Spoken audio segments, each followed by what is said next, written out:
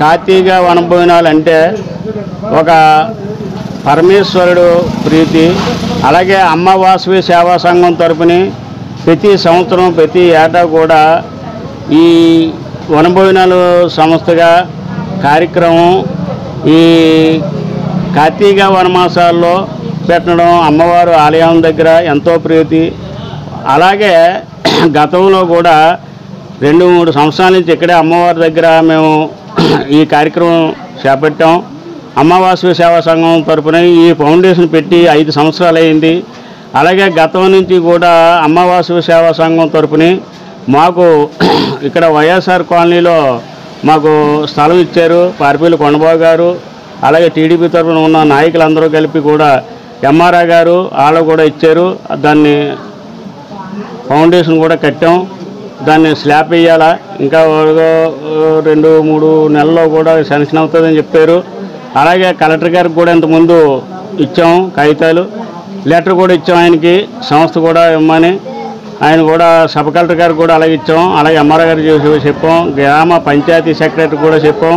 అలాగే ప్రెస్ వాళ్ళకు కూడా ఇంతకుముందు మేము ఎన్నో మీటింగులో కూడా చెప్పాం. అలాగే అన్నదానం, వస్త్రదానం, విద్యాదానం కూడా ఈ 5 సంవత్సరాల్లో కూడా 28 పంచాయతీల్లో కూడా పెట్టాం. అలాగే గత 42 సార్లు మన గ్రామ నాతవరంలో కూడా అన్నదానం, వస్త్రదానం, విద్యాదానం చేసాం. అలాగే ఈ ఏళ్ళకి 2 లక్షల మందికి అన్నదానం, వస్త్రదానం, విద్యాదానం చేసాం ఈ సంఘం తరపున. అలాగే సంఘం అంటే అమ్మ వాస్తవ సేవా సంఘం తరపున కూడా ఒక రాజకీయ పార్టీ కంటే పెద్దదే. అలాగే దీన్ని సహకరించడానికి కూడా ఎంతోమంది ముందుకి ఈ వాళ్ళకి వచ్చారు.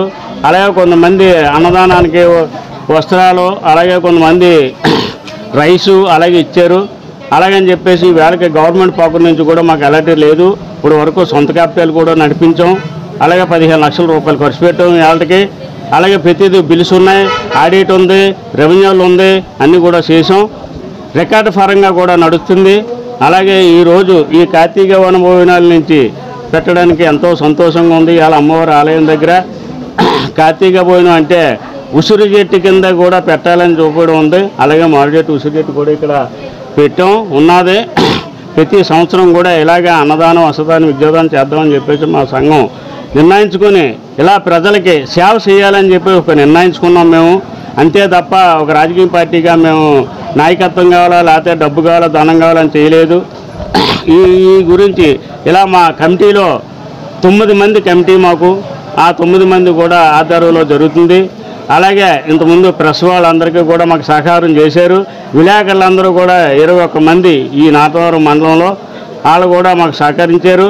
అలాగే నాయకులు సహకరించారు. అన్ని పార్టీల నుంచి కూడా మాకు సహకారం అందింది.